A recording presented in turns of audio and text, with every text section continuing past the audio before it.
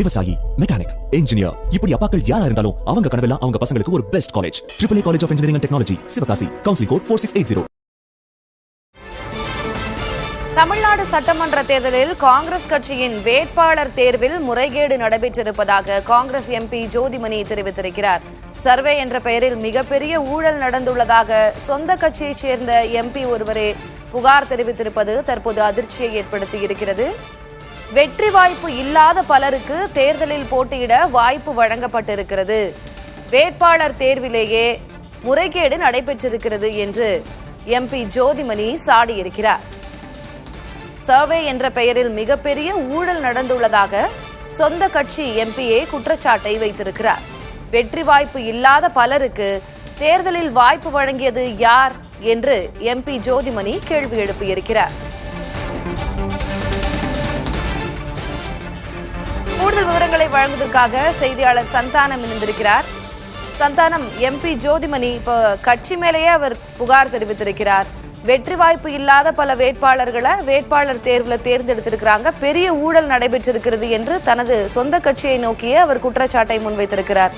என்ன காரணம், என்ன நடந்தது? திலகவதி, எம்பி ஜோதிமணியை பொறுத்த வரைக்கும் இந்த குற்றச்சாட்டை இரண்டாவது முறையாக தெரிவிச்சிருக்காங்க அப்படின்னு நம்ம பார்க்கணும். இந்த முறை மிக தெளிவாக குறிப்பிட்டிருக்கிறார். குறிப்பாக நம்ம பார்க்கணும்னா சட்டமன்ற தேர்தலுக்கான கூட்டணி விவகாரம் பேசும்போதே கூட பார்த்தோம்னா தமிழக காங்கிரஸ்ல நேர்மையான ஒரு அணுகுமுறை இல்லை, அதே போன்று வேட்பாளர் தேர்வுல முறைகேடுகள் நடக்கிறது என்று ஏற்கனவே தேர்தல் நேரத்தில் ஒரு பதிவை வெளியிட்டிருந்தார்.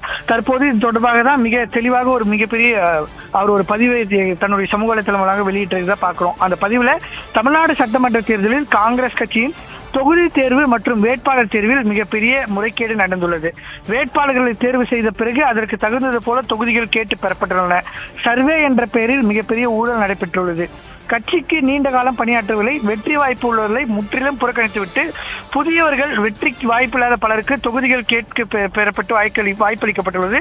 தேர்தலில் போட்டியிட வாய்ப்பு பெற்ற சிலர் தேர்தல் முடிந்து சில நாட்களுக்குள் கட்சியிலிருந்து விலகுகின்றனர் அல்லது ஒதுங்கிவிட்டனர். இவர்களுக்கெல்லாம் வாய்ப்பு வழங்கியது யார்? எதன் அடிப்படையில் இவர்களுக்கு வாய்ப்பு வழங்கப்பட்டது? தவறு செய்தவர்கள் மீது எடுக்கப்பட்ட நடவடிக்கை என்ன? தொகுதி தேர்வு மற்றும் வேட்பாளர் தேர்வு குறித்து விசாரணை நடத்தாமல் தேர்தலில் கட்சி விரோத நடவடிக்கைகளை மட்டும் விசாரிக்க கமிட்டி அமைப்பது தவறு செய்தவர்கள் தப்பித்துக் கொள்வதற்கான ஒரு ஏற்பாடு மட்டுமே. தொகுதி மற்றும் வேட்பாளர் தேர்வில் ஈடுபட்டது தமிழ்நாடு பொறுப்பாளர் கிரீஷ் ஜோடங்க தலைமையிலான கமிட்டி. அந்த கமிட்டி மீதான குற்றச்சாட்டுகளை காங்கிரஸ் கட்சியின் விதிமுறைகளின்படி அகில இந்திய காங்கிரஸ் கட்சி மட்டுமே விசாரிக்க முடியும். தமிழ்நாடு காங்கிரஸ் கமிட்டியின் மாநில பொறுப்பாளர்கள் விசாரிக்க முடியாது. எனவே காங்கிரஸ் கட்சியின் உண்மையிலே தன்னை சீரமைத்துக் கொள்ள விரும்பினால் தமிழ்நாடு சட்டமன்ற தேர்தல் தொடர்பான விசாரணை முறையாக நடத்த வேண்டும். தவறு செய்தவர்கள் மீது கடும் நடவடிக்கை எடுக்க வேண்டும். அப்போதுதான் கட்சி தொண்டர்களின் நம்பிக்கையை பெற முடியும். பல்வேறு மாநில தேர்தல்களில் தொகுதி மற்றும் வேட்பாளர் தேர்வு தொடர்பான குற்றச்சாட்டுகள் எழுகிறது. சில நேரங்களில் இது தோல்விக்கு ஒரு காரணமாக அமைகிறது. ஆனால் விசாரணை செய்வதற்கு பதிலாக தவறு செய்தவர்கள் காப்பாற்றப்படுகிறார்கள். தமிழ்நாடு வேட்பாளர் தேர்வு மிக அருகில் பார்த்தபோது மிகவும் அதிர்ச்சியாக இருக்கிறது. இவ்வளவு வெளிப்படையாக தவறுகள் நடப்பது கட்சியின் எதிர்காலத்திற்கு மிகப்பெரிய பின்னடைவாக அமையும். இந்த நாட்டை பாஜக நரேந்திர மோடியில் இருந்து காப்பாற்ற வேண்டிய வரலாற்று கடமை காங்கிரஸ் கட்சிக்கு உள்ளது. தலைவர் ராகுல் காந்தி எவ்வித சமரசம் இல்லாமல் போராடி வருகிறார். ஆனால் கட்சிக்குள் நடக்கும் இது போன்ற தவறுகள் காங்கிரஸ் கட்சியின் தொண்டர்களின் நம்பிக்கையை குறைத்து வருகிறது. நாம் ஒரு வலிமையான எதிர்கட்சியாக களத்தில் நின்று போராடி வெற்றி பெற வேண்டும் என்றால் கட்சிக்குள் தொண்டர்கள் மாவட்ட வட்டார தலைவரின் குரலுக்கு மதிப்பிருக்க வேண்டும். நேர்மையோடும் வெளிப்படைத்தன்மையோடும் கட்சி செயல்பட வேண்டும். காங்கிரஸ் கட்சிக்குள் செய்ய வேண்டிய தேர்தல் சீர்திருத்தம் தமிழ்நாட்டில் இருந்து துவங்கட்டும் என்று அந்த பதிவை அவர் வெளியிட்டிருக்கிறார். நம்ம பார்க்கிறோம். ஏற்கனவே இது தொடர்பாக ஜோதிமணி எம்பி அவர்கள் ஒரு பதிவை வெளியிட்ட போது மிகப்பெரிய சர்ச்சையை ஏற்படுத்தியது. அதே போன்று செல்வ பெருந்தகை தான் எந்த ஒரு தவறும் செய்யவில்லை என்ற விளக்கங்களை தேர்தலுக்கு முன்பாகவே அளித்திருந்தார்கள்.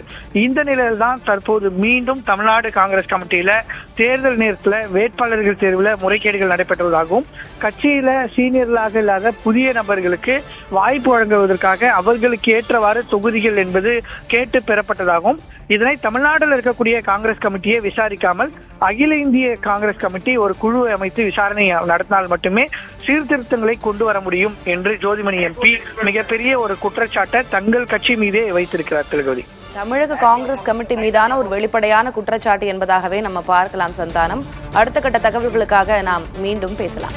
உங்களுடைய தற்போதைய விவரங்களுக்கு நன்றி. விவசாயி, மெக்கானிக், இன்ஜினியர், இப்படி அப்பாக்கள் யாரா இருந்தாலும் அவங்க கனவெல்லாம் அவங்க பசங்களுக்கு ஒரு best college. AAA college of engineering and technology, Sivakasi. Counselling code 4680.